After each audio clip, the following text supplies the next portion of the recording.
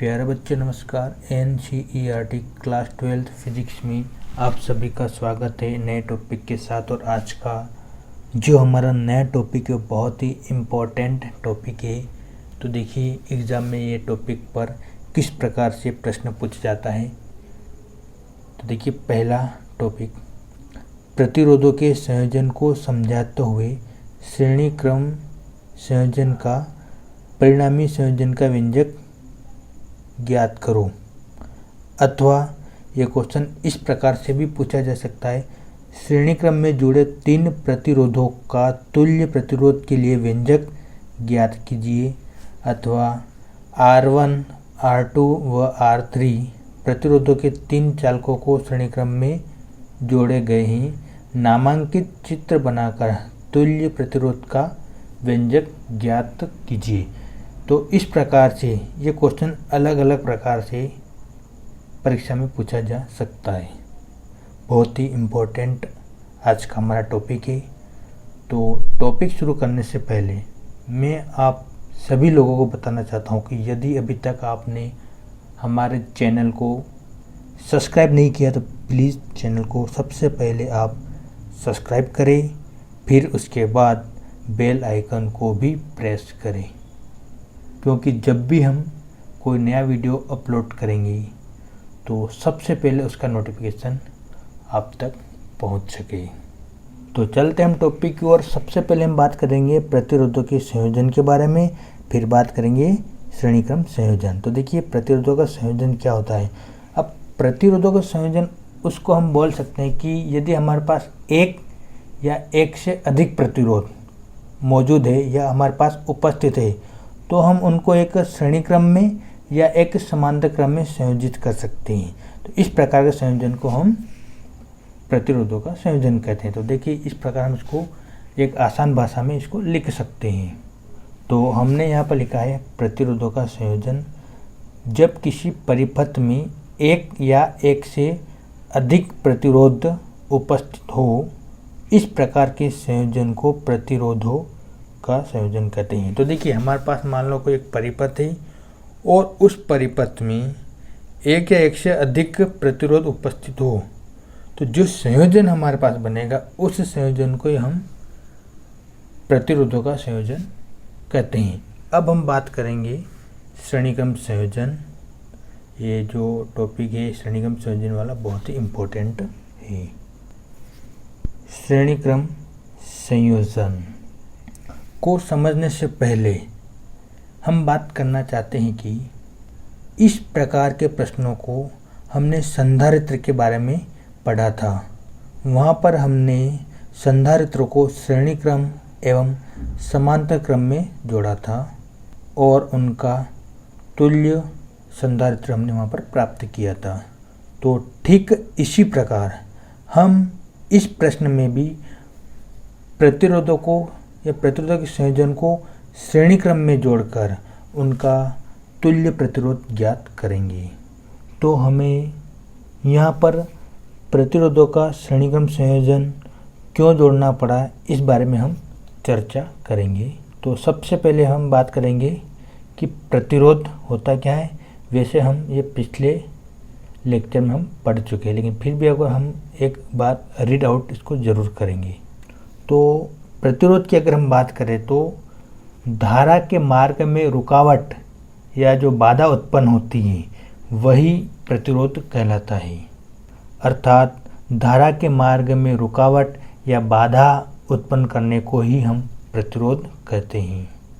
इसलिए प्रतिरोध का जो सिंबल होता है वो कुछ इस तरह का से होता है। देखिए ये जो हम यहाँ पर बना रहे हैं प्रतिरोध का एक सिंबल है।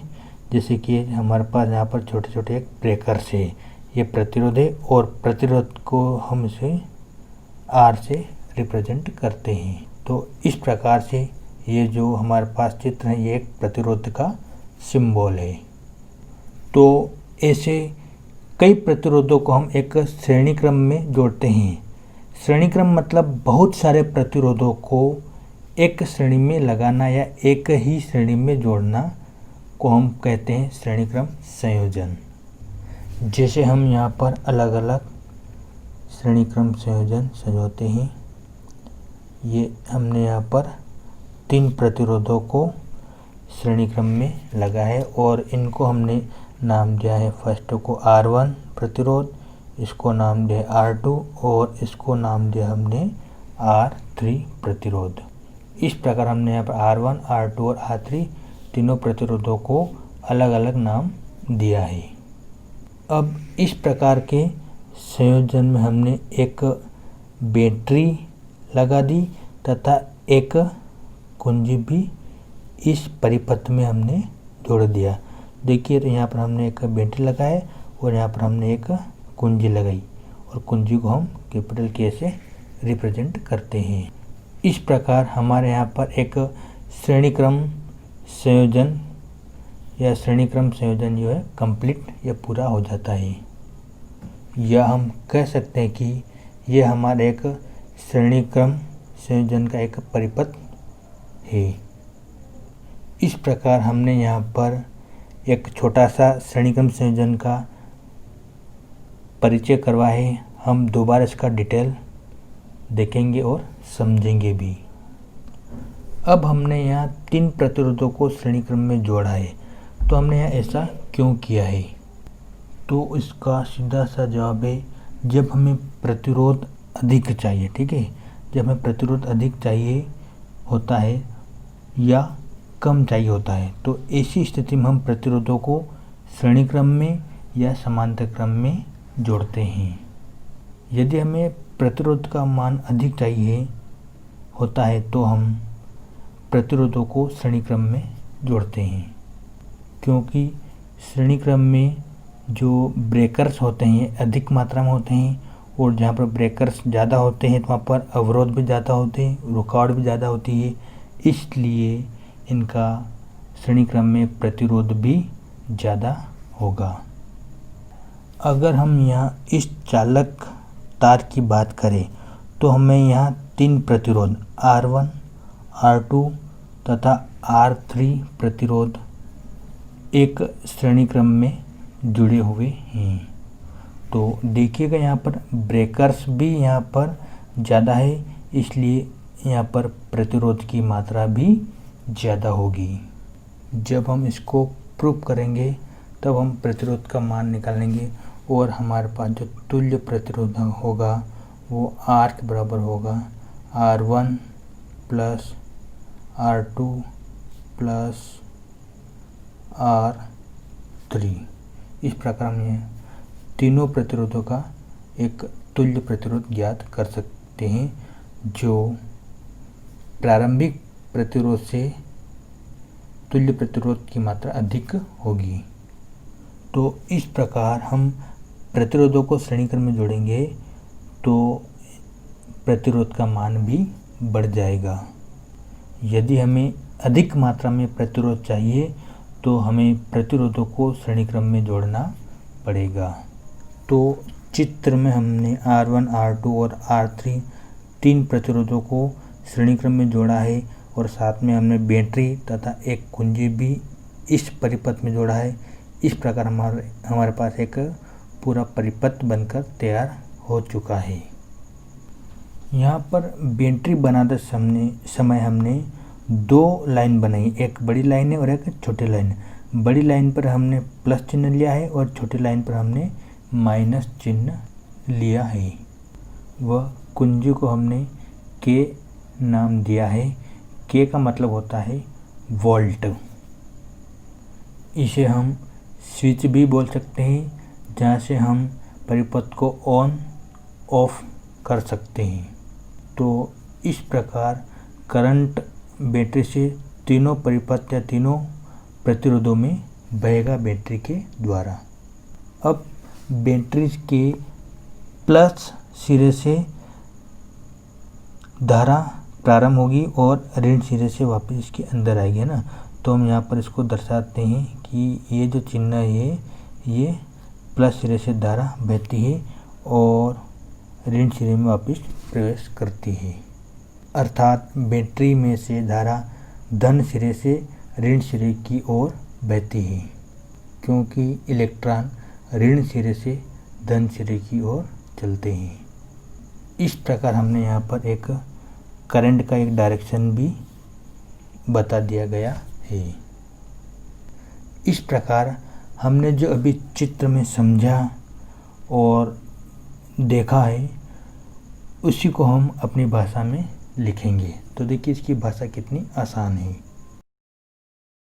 इस प्रकार हम यहाँ एक पूर्ण चित्र बनाया, हमने एक परिपथ तैयार किया है और अब इसकी लैंग्वेज है जो हमने समझा है बहुत ही सिंपल है, इसको लिखेंगे। तो देखिए हमने लिखा है चित्रानुसार 3 प्रतिरोध R1, R2 तथा R3 श्रेणी क्रम में जोड़े गए हैं। तो देखिए चित्र के अंदर हमने R1, R2 व R3 तीनों प्रतिरोधों को एक श्रेणी क्रम के अंदर जोड़ा गया है। आगे लिखा है इनका संबंध एक सेल से करने पर परिपथ में I धारा बहती है। सेल बोले तो वही बैटरी। तो हमने इन तीनों प्रतिरोध जो श्रेणी क्रम में जुड़े हुए इनका संबंध एक सेल अर्थात एक बैटरी से कर देते हैं। तो जैसे हम इनका संबंध एक बैटरी से करते हैं तो इस परिपथ के अंदर I धारा बहने लगती है जो इसकी डायरेक्शन प्लस से माइनस सीधे की ओर होगा।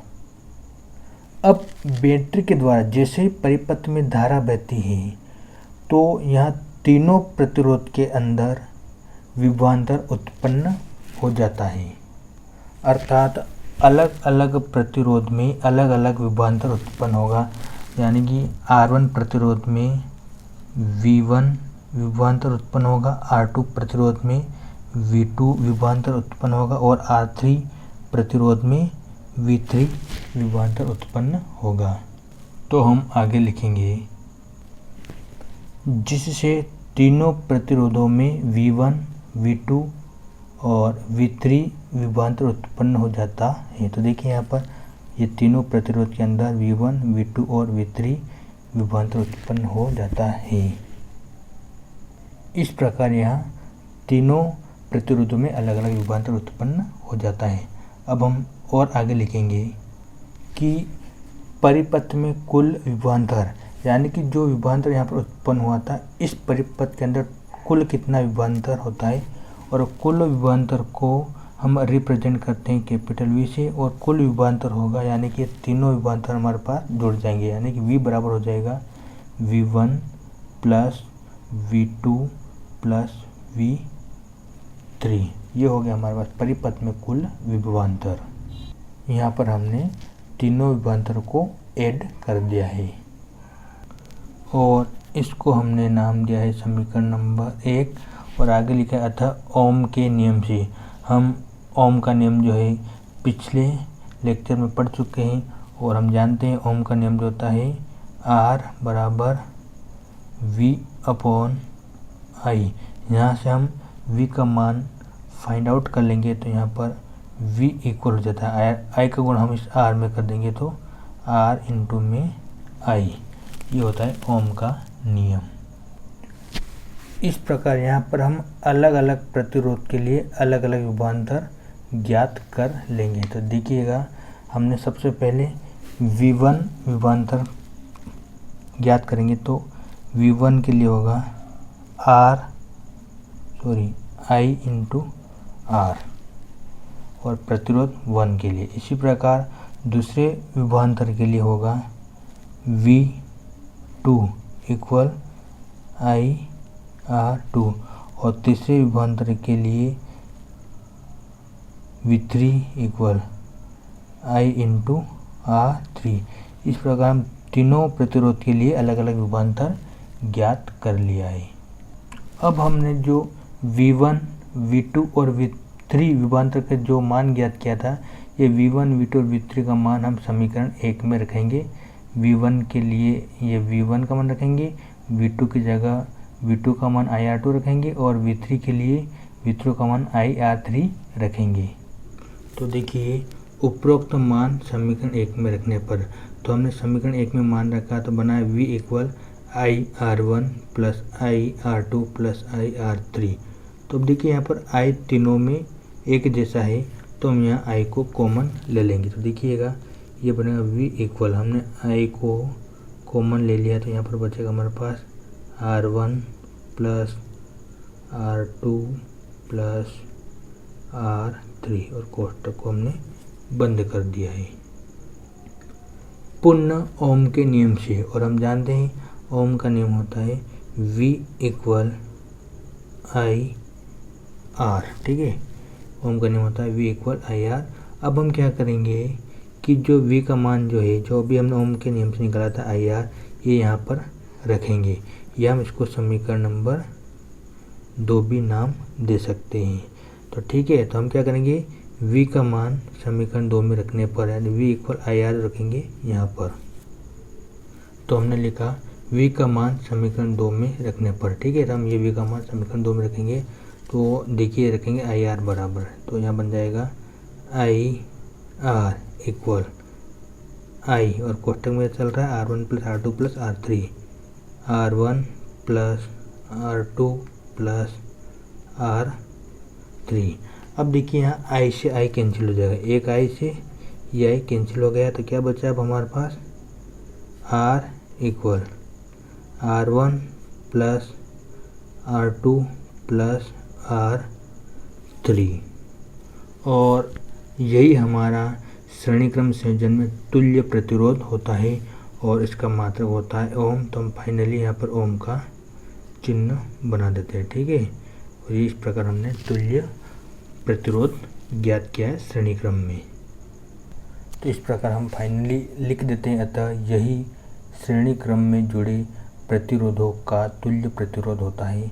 तो आज का हमारा टॉपिक बहुत ही इम्पोर्टेंट है, आप इसको अच्छे से रीड आउट करिएगा। जय हिंद, जय भारत।